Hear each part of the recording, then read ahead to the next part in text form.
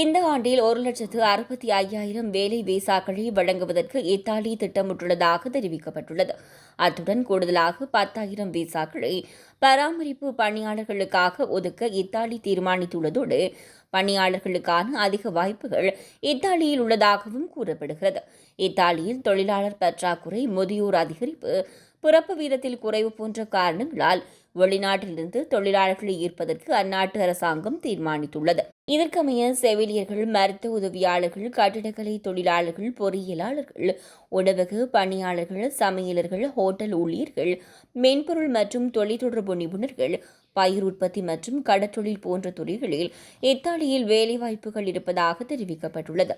இதற்காக சீசனல் அல்லாத வேலை விசா, சீசனல் வேலை விசா, பராமரிப்பு பணியாளர் விசா, சுயதொழில் விசா மற்றும் EU ப்ளூ கார்டு போன்ற விசா வகைகள் வழங்கப்பட உள்ளன. இதற்கமைய இத்தாலியில் உள்ள வேலை வழங்குநரின் அனுமதியை பெற்று இத்தாலி தூதரகத்தில் விண்ணப்பித்து விசாவினை பெற்றுக் கொள்ள முடியும்.